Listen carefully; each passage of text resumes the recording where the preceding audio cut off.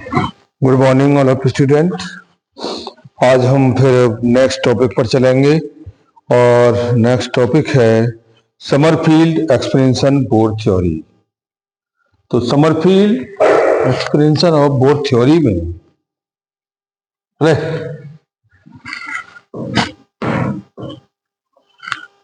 Sommerfeld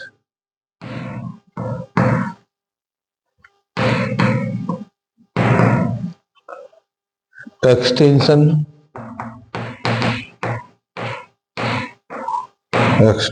of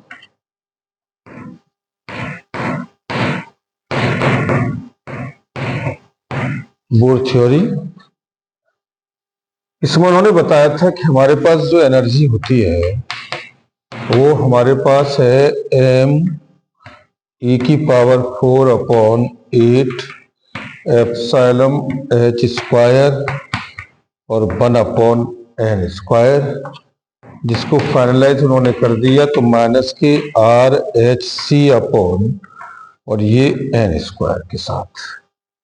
और r की जो वैल्यू हमारे पास है वो है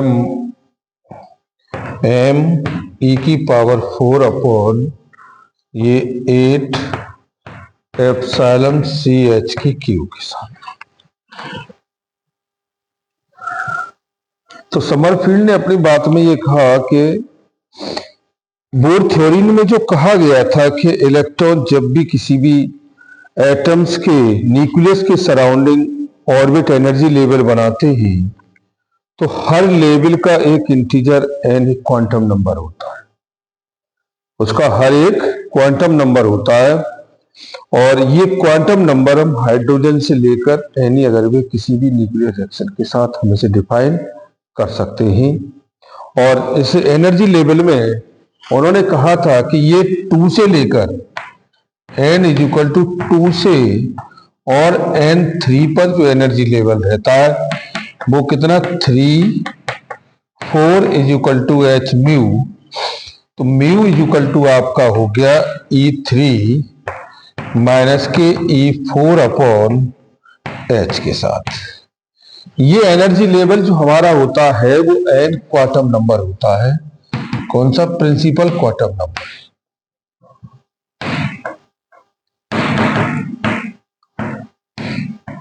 समरफील्ड ने कहा था कि जो भी एनर्जी लेवल होगा वो प्रिंसिपल ऑफ क्वांटम नंबर पर होगा। तो a line of hydrogen spectrum must be single line, it must have a single frequency.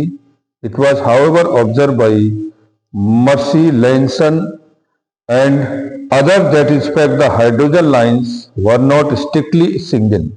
Each line consists of a small number of close components of slightly different frequency. This is called the fine structure of spectral lines. This infers that each energy level of a given n must be split sub-level of the difference energy. Hence, the fine structure could not be explained by pure original theory.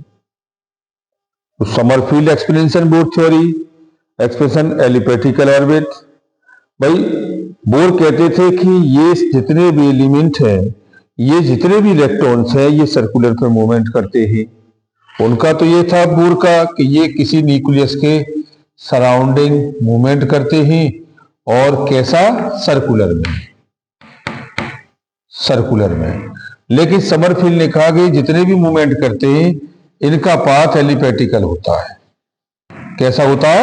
Elliptical path maintain करते हैं ये, और elliptical path पर ये circulate motion करते हैं।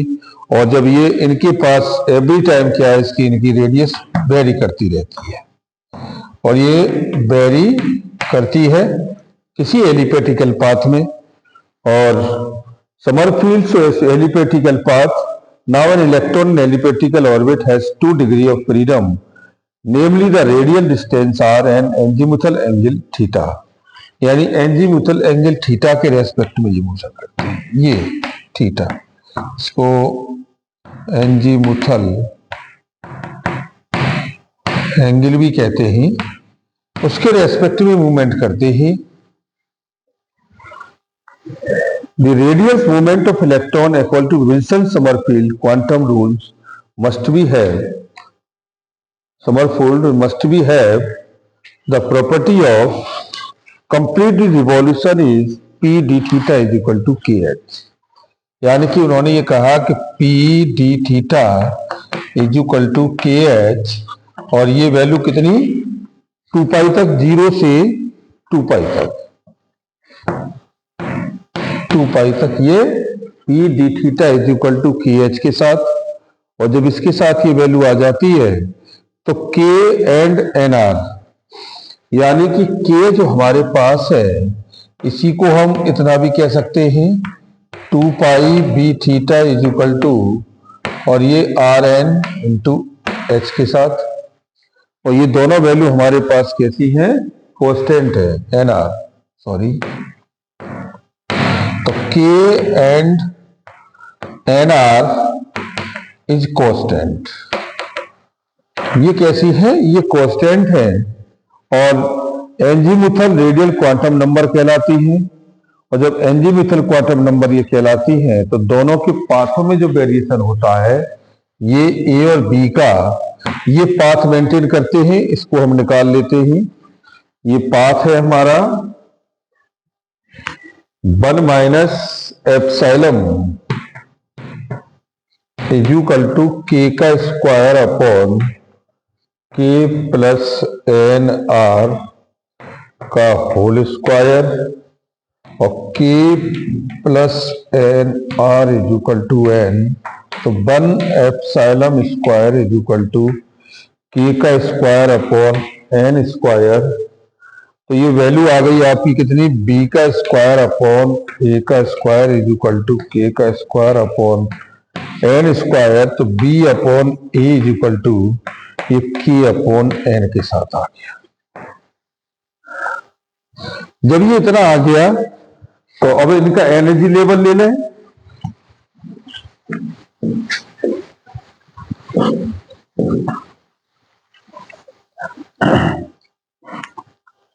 तो total energy हमारे पास हो जाएगा, इसका कितना है, ये एनर्जी टोटल हो जाएगा काइनेटिक एनर्जी और प्लस पोटेंशियल एनर्जी, और ये वैल्यू हमारे पास हो जाएगी 1/2m, और ये r square plus r square theta minus 1/4 pi epsilon, और ये ई का स्क्वायर अपॉन आर के साथ। तो p r is equal to m r और p theta is equal to m r square, और ये थीटा।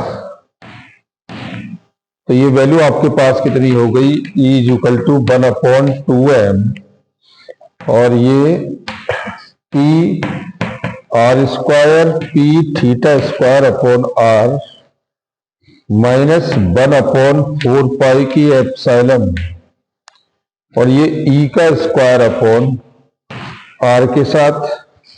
तो ये p r is equal to m r is equal to m d r upon d t, या आप इसे कह सकते हैं m d r upon d theta into d theta upon d t. This is the value of m d r upon d theta, is the value theta are.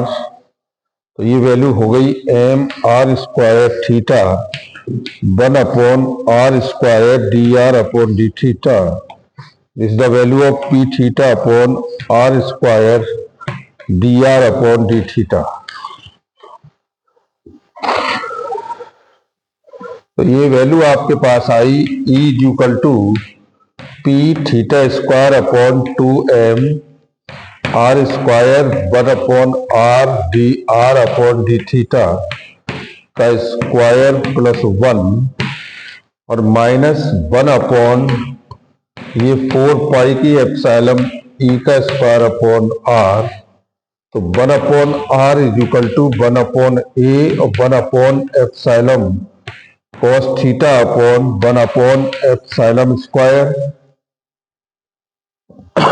और ये हम जानते हैं कि 1 epsilon square is equal to b का square upon a का square, तो E is equal to आपकी वैल्यू हो गई माइनस के m e की पावर 4 और ये एप्सिलॉन 4 पाई एप्सिलॉन का स्क्वायर 2p थीटा स्क्वायर,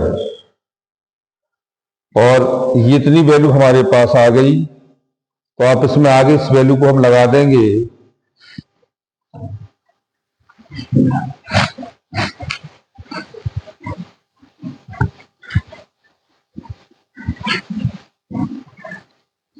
तो ये वैल्यू आगे आ जाएगी हमारे पास एनर्जी लेवल, ये 1 minus k epsilon square is equal to b का स्क्वायर अपॉन ए का स्क्वायर और ये के का स्क्वायर अपॉन एन स्क्वायर। तो एनर्जी लेवल आ गया एम ई की पावर 4 के का square upon n square upon 4 pi epsilon का square 2 k h upon 2 pi का होल स्क्वायर, और R इज इक्वल टू हम कह सकते हैं एम ई की power 4 upon 8 epsilon square c h की क्यू, है ना। और E is equal to value आ गई minus k r h c upon n square. E is equal to r h c upon n square. तो ये हमारे पास इसका पूरा प्रिंसिपल फॉर्मूला हमें मिला। समरफील्ड ने अपनी बात में कहा कि हम इसे एनर्जी लेवल को इस तरह से भी निकाल सकते हैं, जबकि बोर ने अपनी बात में कह दिया कि हम इसको इस तरह से डिफाइन करके निकाल सकते हैं। तो दोनों में डिफरेंस रहा। उन्होंने कहा कि ये जितना भी मूवमेंट हो रहा है उनके सर्कुलर पर था, इनका जो है एलिप्टिकल पाथ पे था। तो दोनों ही अपने में मास्टर हैं, दोनों की बात को फॉलो किया गया, करेक्शन किसी में नहीं रखा गया, है ना। तो ये कहा गया कि this the more introduction of elliptics orbit add no new energy level. कोई नया एनर्जी लेवल नहीं बना। एनर्जी लेवल चाहे उन्होंने एलिप्स पर मोशन कराया, चाहे उन्होंने उसको किसी जो है सर्कुलर पर मोशन कराया, लेकिन उसमें कोई भी करेक्शन ऐसा नहीं आया जिसकी वजह से कोई नया एनर्जी लेवल निकला हो। एनर्जी लेवल पुराना ही रहा, इसलिए इनकी बात को भी माना गया और एक अच्छे स्टैंडर्ड में रखा गया। इस समरफील्ड का है, आप इसे देख सकते हैं और बेहतरीन है, आपके फायदे का है। तो इसमें तो आज इतना ही करा देंगे। अब इसके बाद डिस्कशन आता है बोर का करप्शन। ओके।